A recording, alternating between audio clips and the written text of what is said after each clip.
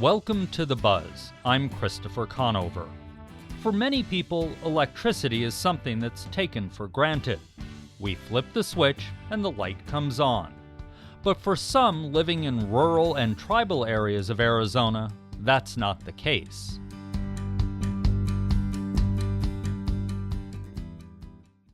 When it comes to lack of electrical service, the Navajo Nation is one of the areas with the biggest gap in coverage. Estimates vary on how many homes there don't have access to electricity, with some reports saying the number is as high as 40%. Others put that number closer to 25%. U.S. Secretary of Energy Jennifer Granholm recently visited the Navajo Nation to highlight funding available to bring electricity to more homes as part of the Infrastructure Act. We spoke with her as she was leaving Kayenta, which is near the Utah-Arizona border. She told us the Department of Energy has a mission. Is to make sure that no community is left behind in our effort to ensure that clean energy reaches all pockets of the country. And that means the opportunity in all pockets of the country. So I'm just right now left a meeting with Navajo Nation in Kayenta to talk with them, for example, about the opportunity for tribal nations to be able to take advantage of the great resources that they are blessed with, not just to power themselves, which is very important for them to have autonomy, energy independence, but also to be able to help with the president's goal of getting to 100% clean electricity by 2035. So Arizona has massive resources. You have the potential, solar potential alone, to be the second most contributor to solar power on the electric grid, which lowers costs for people. And so it's a moment to be able to make sure that rural America, rural communities have a big part in that, really have an outsized part to play relative to their size. But there's just a real opportunity for economic development as well as for helping to heal the planet. Up on the Navajo Nation in particular, there's a very high percentage of homes that don't have electricity, and as a result, a higher percentage of homes that don't even have running water. How quickly can all of this get in place to start solving that perennial problem? Yeah, I mean, we're on our way to visit a community that the Department of Energy just gave a $1.2 million grant to provide what is known as distributed power, microgrids to a community within Navajo Nation that doesn't have access to power, to broadband, or to energy. And so the solution that we funded will provide both, will allow there to be the use of the sun in a quote distributed way, meaning that you don't have to be attached to a centralized grid, but you can power yourself just by virtue of having solar panels and electricity storage on site.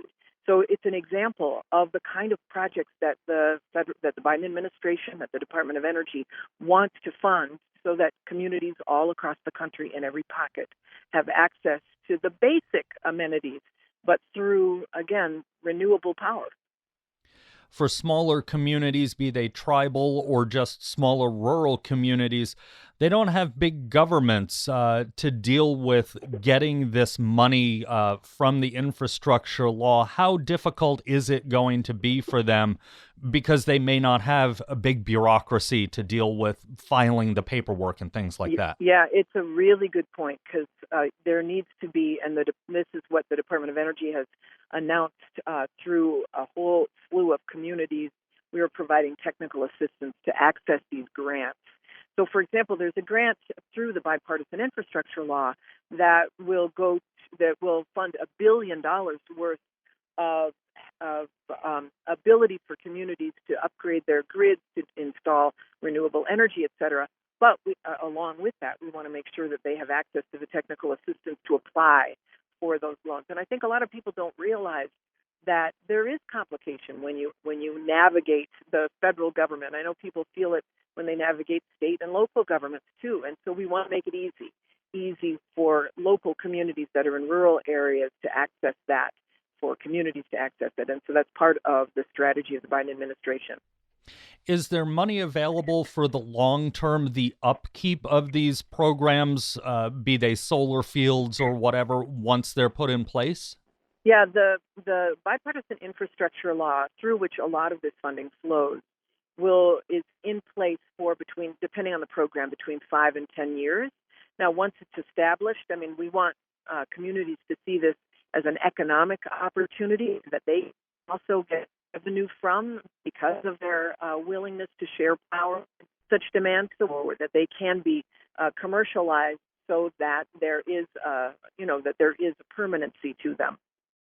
That was U.S. Secretary of Energy Jennifer Granholm speaking to us from Kayenta, Arizona, on the Navajo Reservation.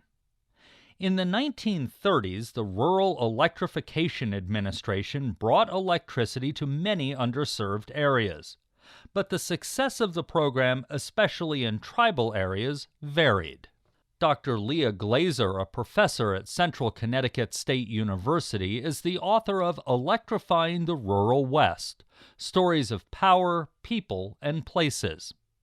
When she published the book in 2009, she worked for the Salt River Project and focused her research on southeastern Arizona, the White Mountains, and the Navajo Nation.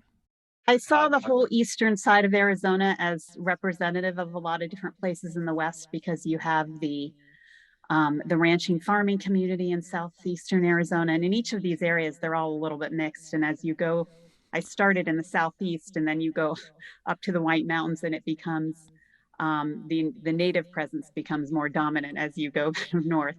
And then, yeah, the White Mountains was probably the most diverse community. And then you get up to the northeast corner from Navajo and Hopi. And so, in terms of how defining rural communities of the West, it represented those really well. Um, specifically as defined by David Rich Lewis, who kind of a little bit before I wrote this had done a call for more rural history of the West. People might be surprised, the average listener, the average Arizonan say, we have plenty of electricity. All my neighbors have electricity. Everywhere I travel has electricity. But when we look at those rural areas that you were studying, especially the tribal areas, to this day, we find that's not always the case. Why is that? Well, a lot of it has to do with, political, social, and, physical geography as well. Um, Electricity has always been tied to capitalism. And technology by its nature also needs, um, to technology when tied to capitalism needs to be feasible. And so the reason the government stepped in the 30s to develop the REA to deliver electricity to non-urban people was because it wasn't feasible to deliver electricity if you're not all clustered living. And certainly a lot of Native communities to this day aren't clustered living.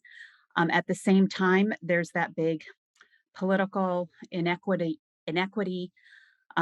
issue that there's a lot of energy developed on tribal lands, and literally the power lines go over them. I have a colleague, Andrew Needham, who also, about the same time I was writing this, he talks specifically about the electricity being generated on, and I talk about it as well, on tribal lands, but not for tribal people. Well, and Navajo Generating Station, which has now been closed up near Pace, Arizona, is the perfect example. It was called Navajo Generating Station.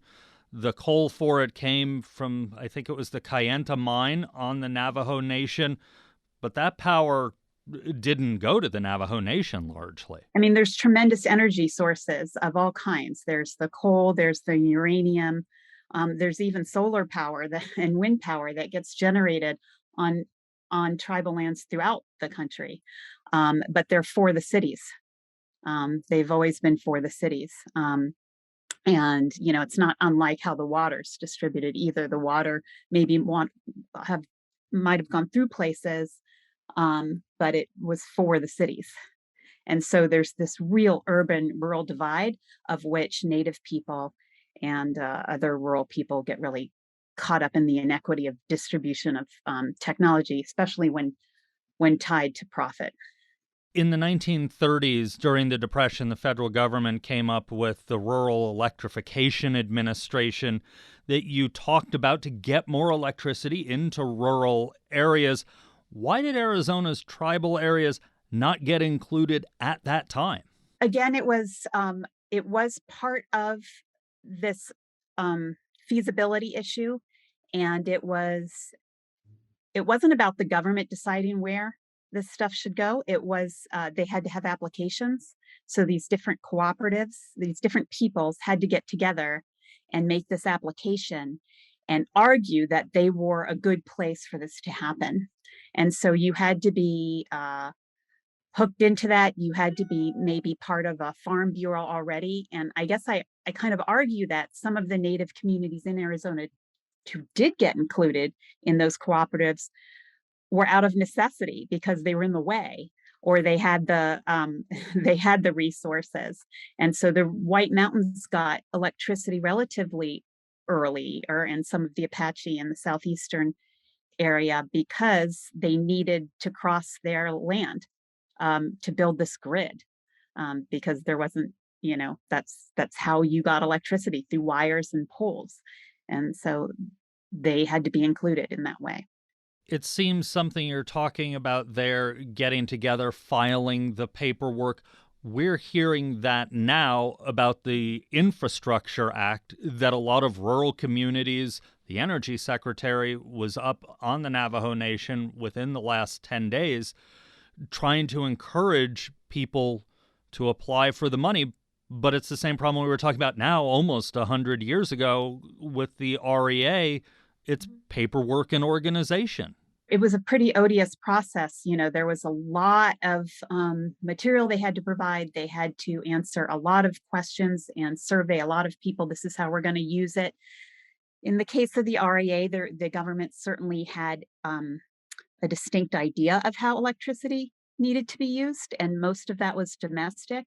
You talk about in your book, it was up to local communities to decide what to do with the electricity when the REA was coming through, to convince the REA to do it. Places like Cochise County and tribal areas, and that was not always maybe what the REA was envisioning, shall we say. Yeah, the REA was kind of rooted in the country life movement a few years earlier, that was about kind of equalizing, urbanizing everybody, trying to modernize rural areas. They were saying that in order to, enjoy the benefits of America, everybody needed equal access to electricity. But it was all about domestic use. And so in Arizona, at least in places in eastern Arizona, they had certainly wanted it for domestic use, but really wanted it for electrical pumping in Cochise County to get that water out of the ground in a more efficient way. And that was more than getting enough load through just household use. They needed electricity for other reasons. And they also argued that that should be part of what the REA takes into consideration when approving their application. And then on the Navajo reservation, they ended up bypassing the REA altogether and just saying, well, we're going to go by REA and government standards. They even hired the guy from the White Mountains over. And so they did everything the same as the REA, but they were in control of the delivery. When it comes to the Infrastructure Act now and the attempts by the Department of Energy through the Infrastructure Act to get more electrification to areas like the Navajo Nation and other rural areas across the country, are we going to run into the same problems, do you think, that we did almost 100 years ago with the REA? Is it the issue of, if we don't study history, we're doomed to repeat it? In some ways, yes. In some ways, no. I think that the benefits of today are we are talking about really getting solar panels out there. And then you don't need to worry about the grid. The grid was just so much a part of this. And we see in, like, what happened in Texas last year, when everybody's connected and everything is based on this connectivity. It didn't have to be that way. That was part of this big kind of model, of of certain, economic powers being in charge of all of that. But with solar panels, it's a lot more individual. Increasingly, I know here in where I am, when you get solar panels, you don't have to use it all, but and it's connected to a system that way. But um, now I think at least you don't have to worry about the topography anymore, and you don't have to worry about as much the grid. You can bypass the grid to a certain extent. Um, but in terms of the loans and some of these applications, you might run into similar issues. And I think it's really important.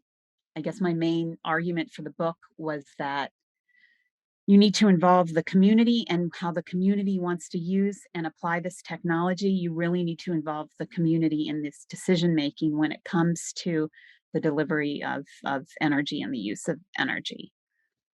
It seems like it makes an argument for co ops, especially in rural areas, versus the big companies that serve us here in Tucson and Phoenix, APS, Salt River, TEP, all of those.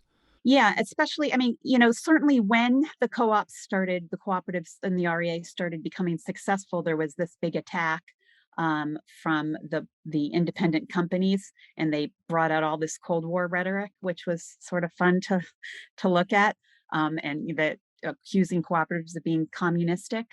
Um, but the irony is they weren't. First of all, they weren't taking money; they were paying it back, and most of them did have paid it back. Um, and so it's a really interesting model, especially if the the bigger companies are unable to accommodate their needs. That was Dr. Leah Glazer, author of Electrifying the Rural West: Stories of Power, People, and Places. You're listening to The Buzz. I'm Christopher Conover. We spent the first part of the show talking about electrification of rural and tribal areas. Now we turn to the state as a whole and the changes to where our electricity comes from. According to the Solar Energy Industries Association, or SEIA, at the end of 2021, 9% of Arizona's electricity came from solar energy, making Arizona fifth in the nation, a jump from 12th place. According to the Tracking the Sun study from the Lawrence Berkeley National Laboratory, in 2021, Arizona ranked behind only California in the number of residential and non-residential solar installations.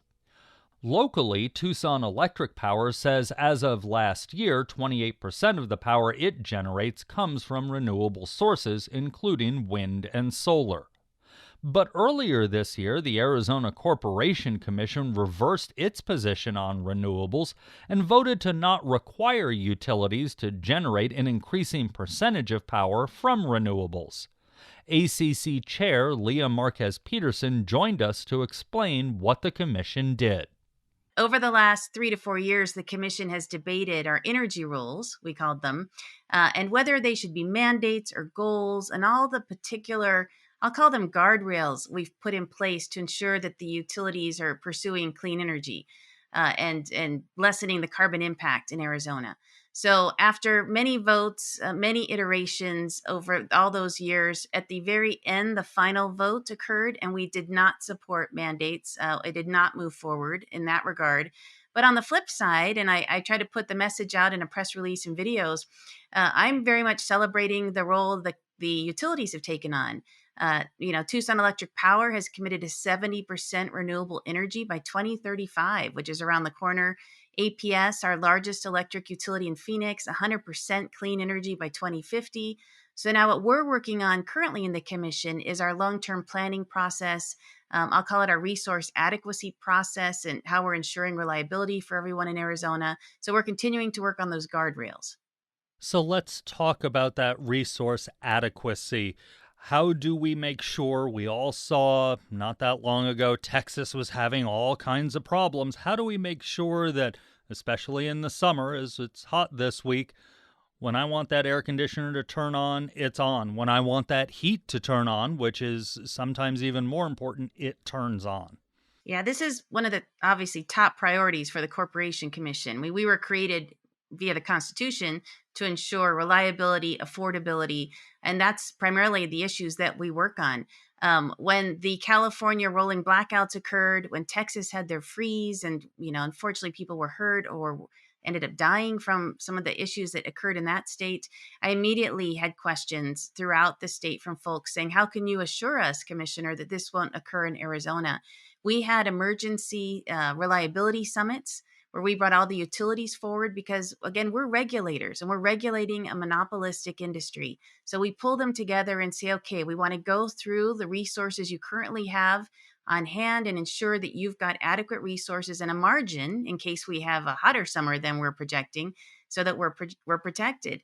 And so we were fine last summer. Things continue to get tight as we continue to grow. Arizona's one of the fastest growing states in the nation, and we're hearing announcement after announcement of new companies, especially in the Phoenix area, that are coming in. So we need to make sure we've got the proper resource adequacy for all of that growth. So we're actually having a meeting this week or next week on the 27th, April 27th. We're calling Summer Preparedness.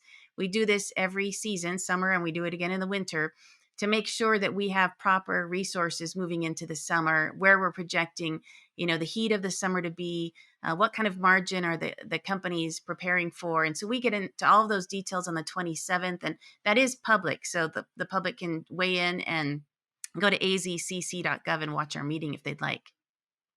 Are you confident that TEP, APS, Salt River, all the corporate utilities, if you will continue in this direction without those hard guardrails that had been talked about at one point, but you all decided not to put in? Are you confident that they will continue on this renewable, sustainable pathway, no matter what happens? I'm confident they're going to go in that direction because not only have they made that commitment to their ratepayers, but they've made it to their shareholders. These are private investor-owned utilities. When I look nationally and meet with commissioners from other states, every state is talking about a clean energy transition. Up to what percentage or how they discuss that is different state by state. We all have different resources, but I do think our utilities will be going that direction. One of the great assets we have in our state is the Palo Verde nuclear station. We're actually right now the largest nuclear power plant in the nation here in Arizona. Provides more than 30% of our energy in this state, and that's clean energy. So that's a great asset for the state of Arizona. But I do think the utilities will just continue in that regard. They're hearing that demand from their ratepayers, stakeholders, large companies coming to the state who want that same kind of commitment. Since the Energy Secretary was here recently, the U.S. Energy Secretary, she was up north, Navajo Nation, Hopi Nation, talking with them. There's a lot of area still that doesn't have utilities. Is there anything that the state can do, or you think as chair of the ACC isn't doing but should be doing to help with that process to ensure our rural areas, be it our native tribal lands or some of our rural areas, have access to affordable power or water as they need? You're right, Christopher. It's so important. Every community that wants electricity to the home and water to the home, we should be doing all we can to achieve that. In the Navajo Nation, they have faced particular challenges because not only do they have homes that are not electrified or have direct water source, but they're also going through the clean energy transition. So when I was appointed to the commission in 2019, the Navajo generating station had just closed. So that had huge economic impact to the Navajo Nation, the Hopi Nation next door. And we are still working on what that transition should look like. What's the role of the state legislature, the governor's office, the federal delegation, and ultimately what we control, the ratepayer dollars, right? What role do we have in that transition? And so we're in the middle of public comment sessions and really getting to that issue. We don't regulate Navajo tribal utilities, and they have their own entity, but certainly APS and TP, because they utilize resources from that area, play a big role in that conversation also. You mentioned sustainable energy transitions. We're seeing that everywhere. As you said, the big utilities are pushing more and more to that. What do you see as the long term? Do you see a day, maybe in our lifetimes, where Arizona, with our 300 days of sun, especially here in southern Arizona, is all renewable energy? That's a good question. I mean, I support 100% clean energy by 2050. Hopefully, that's in our lifetimes. It's a bit out there, but you see so much renewable energy coming on the grid now. We see project after project in front of us. Back in 2006, the commission had set a renewable energy standard or mandate and subsidized the solar industry because it was expensive at the time. Fast forward to today, that renewable energy standard is now expiring in 2025 in just a couple of years. And we plan to so exceed that. And the cost of solar has dropped dramatically. So we have, I have lists in front of me right now that talk about wind projects and solar projects that have happened recently or even are currently under construction. Honestly, what we're facing now is that there's so much demand and supply chain challenges in the nation that some of our solar projects and others are getting delayed because of that. But they're still on the books and we're still preparing for renewable energy transition. And the role of natural gas in that discussion is also an important one to have. Natural gas isn't necessarily seen as a clean energy, though they're going through their own iterations in their industry. But we need a type of energy that will work at night when solar is not working or the wind is not blowing. And that's an important conversation we all need to be having also in the state. That was Leah Marquez Peterson, the chair of the Arizona Corporation Commission. And that's the buzz for this week. You can find all our episodes online at azpm.org and subscribe to our show wherever you get your podcasts. Just search for The Buzz Arizona. We're also on the NPR One app. Samantha Larned helped produce this week's show. Jim Blackwood is our production engineer, and our music is by Enter the Haggis. I'm Christopher Conover. Thanks for listening. Arizona Public Media's original programming is made possible in part by the Community Service Grant from the Corporation for Public Broadcasting.